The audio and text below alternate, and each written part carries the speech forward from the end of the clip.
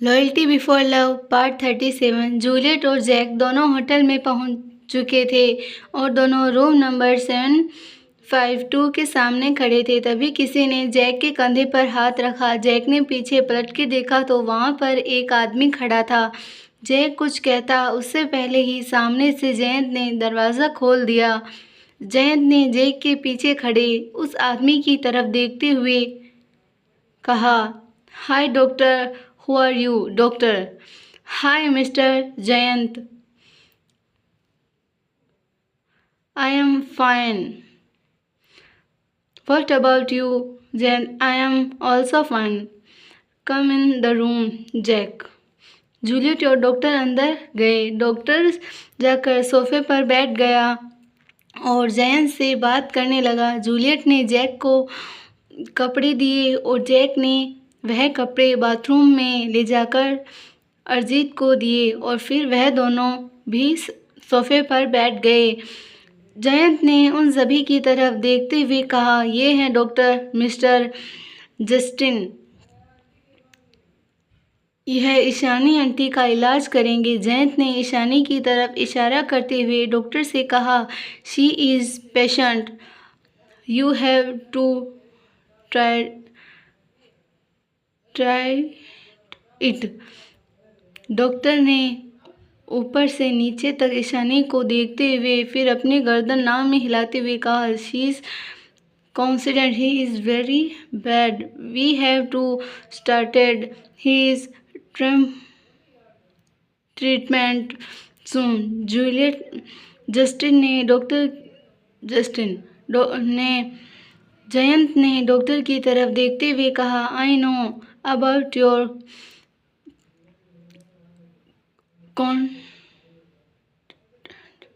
content, doctor. When we will start their treatment, doctor? Very soon you will bring here to the hospital today or tomorrow. Jayant ने अपने सर हाँ में हिलाते हुए कहा, okay doctor, who are you? Doctor, now you go. डॉक्टर वहाँ से चला गया।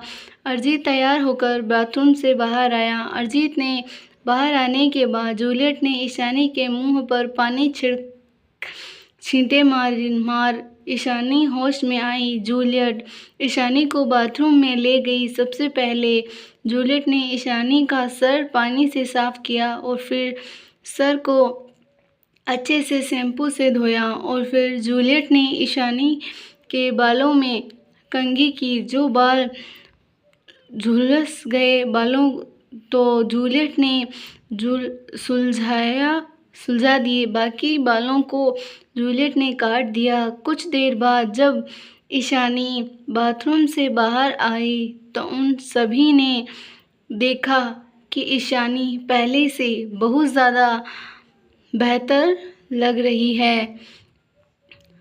उसके बड़े बड़े बाल थे और पहले से छोटे हो चुके हैं। उसकी स्किन अब इतनी काली नहीं लग रही थी। ईशानी स्काई ब्लू कलर के सूट में बहुत प्यारी लग रही थी।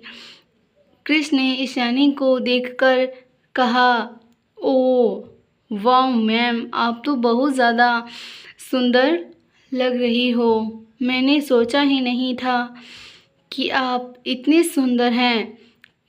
क्रिस की बात का जवाब देते हुए ईशानी ने कहा, थैंक यू सो मच।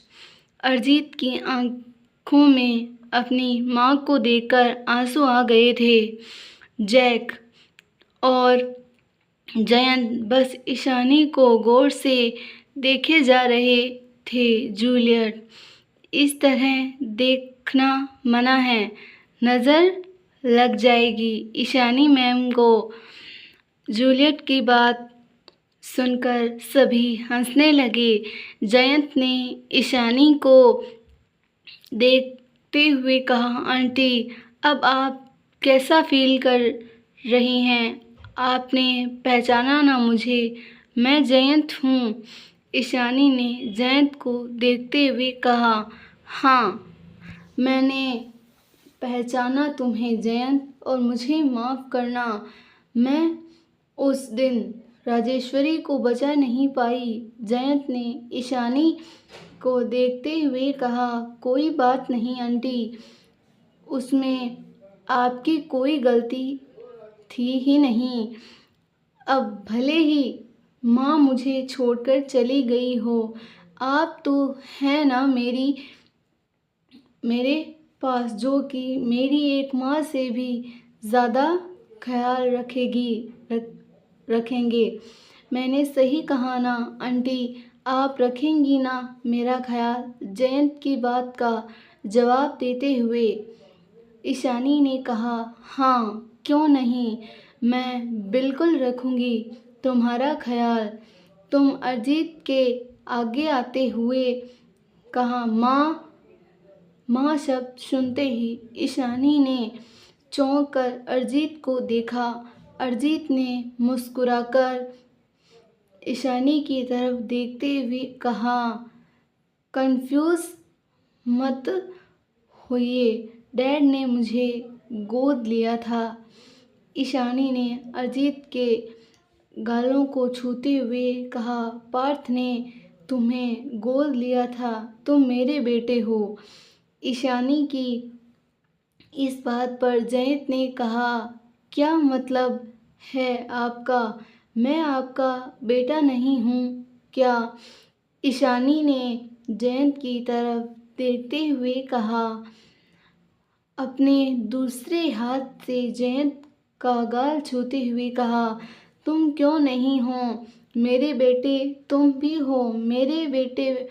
फिर ईशानी ने पीछे देखते हुए कृष और जैक की तरफ देखते हुए कहा, तुम दोनों भी मेरे ही बेटे, आओ आओ इधर आओ। ईशानी ने जूलियट की तरफ देखते हुए कहा, और तुम हो मेरी बेटी, चलो इधर आओ। जैक, जूलियट और क्रिश तीनों आगे आए तो ईशानी ने उन तीनों को भी जयंत और अरिजीत के साथ अपने गले लगा लिया। कुछ मिनट तक ऐसे ही एक दूसरे के गले लगे रहने के बाद वह सभी एक दूसरे से दूर हुए। तभी जूलियट ने ईशानी की तरफ देखते हुए कहा, मैम, अगर उन पांचों को पता चला गया कि आपने सिर्फ हमें गले लगाया है तो उन्हें गले नहीं लगवाया तो वह लोग बहुत ज़्यादा नाराज़ हो जाएंगे। जूलियट की बात का जवाब देते हुए ईशानी ने कहा, पहले तो तुम मुझे मैम मत कहो, तुम लोग मुझे आंटी बोलो, और दूसरी बात यह, और कौन 5 बच्चे हैं? जैक और आंटी और जूलियट का 5 से मतलब है हमारी बाकी 5 टीम मेंबर से, वंश, सचिता, दीक्षित, दिव्या और कैली। उन 5 ने भी हमारी बहुत मदद की है आपको बचाने में। ईशानी ने मुस्कुराते हुए कहा, जब मैं उन 5 से मिलूंगी तो उन 5 को भी गले लगा लूंगी। जयंत ने कहा, हम सभी को यहाँ से चलना चाहिए, मुझे बहुत काम करना है अभी। जयंत की बात का हाँ में जवाब देते हुए सभी होटल रूम से बाहर निकले और लिफ्ट लेकर सीधा नीचे हॉल में आ गए और वहाँ से सीधा होटल से बाहर निकलकर जयंत ने एक फ़ोन किया। कुछ देर बाद वहाँ पर एक गाड़ी आई और आ गई। सभी उन गाड़ियों में बैठे और पैलेस की तरफ निकल गए। कुछ दूर चलने के बाद जूलियट ने ड्राइवर से गाड़ी रोकने को कहा। जैसे ही गाड़ी रुकी, जयंत ने जूलियट से पूछा, क्या हुआ, तुमने गाड़ी क्यों रुकवा है, जूलियट ने जयंत की तरफ देखते हुए कहा। और ईशानी मैडम को हमारे मेंबर्स के साथ भेजना है। वह लोग ईशानी मैडम को पार्लर लेकर जाएंगे। मैम की स्किन बहुत ज़्यादा खराब हो चुकी है, इसीलिए जैसे ही आगे वाली गाड़ी रुकी, पीछे वाली गाड़ी भी रुक गई। गाड़ी रुकते ही अरिजीत और ईशानी दोनों गाड़ी से बाहर आ गए। जैसे ही अरिजीत और ईशानी दोनों गाड़ी से बाहर आए गए, जूलियट ने अरिजीत की तरफ देखते हुए कहा, अरिजीत, तुम ईशानी आंटी को बाकी मेंबर्स के पास ले जाओ और उसके बाद वहाँ से तुम ईशानी आंटी को पार्लर लेकर जाना। अरिजीत, पर पार्लर क्यों जाना है? जूलियट, क्योंकि आंटी के मसाज करवानी है। अरिजीत, पर मसाज से क्या होगा? जूलियट, अरिजीत, मसाज से बॉडी पूरी रिलैक्स हो जाएगी और बॉडी बहुत ज़्यादा लाइट फील करेगी, जिससे ईशानी आंटी को बहुत अच्छा महसूस होगा। अरिजीत, ओह अच्छा, ठीक है, तो मैं ले जाता हूँ। जयंत ने अरिजीत की तरफ देखते हुए कहा, तुम्हारे बाकी टीम मेंबर कहाँ हैं? अरिजीत, चैरिटी होटल में। जयंत ने अरिजीत की तरफ देखते हुए कहा, ओके, तो जाओ फिर ईशानी आंटी को ले जाओ। इतना बोलकर वो वापस गाड़ी के अंदर बैठ गया। अरिजीत ईशानी को लेकर वापस पीछे वाली गाड़ी में बैठ गया और ड्राइवर ने गाड़ी चैरिटी होटल की तरफ कर दी। जूलियट और जैक भी क्रिस के साथ वापस गाड़ी में बैठे और सभी पार्लर की तरफ जाने लगे। कुछ देर बाद ड्राइवर ने गाड़ी पैलेस के सामने रोकी। वह चारों गाड़ी से नीचे उतरे और पैलेस के अंदर जाने लगे। पैलेस में बहुत से लोग खड़े थे और अपना काम कर रहे थे। तभी अंदर घुसते घुसते जयंत ने कहा, क्रिस, अब दिखाता हूँ मैं तुम्हें वह सारे सबूत, और मैं अंडरवर्ल्ड से जुड़े हर आदमी को रिवील कर दूंगा, फिर चाहे वह बिजनेसमैन हो, पॉलिटिशियंस हो या कोई आम आदमी हो। वह इतना कहते हुए अंदर घुसा ही था कि तभी वह आदमी ने अपना फ़ोन निकालकर किसी के पास फ़ोन किया और फ़ोन उठाते ही बोला, बॉस, टोनी ने हमसे गद्दारी कर दी। उसके पास हम सभी के खिलाफ सबूत हैं और वह सबूत रिवील करने वाला है। अब हमें क्या करना चाहिए? अगर उसने सारे सबूत रिवील कर दिए तो हम लोग बर्बाद हो जाएंगे। इधर सिंगापुर में पीएम के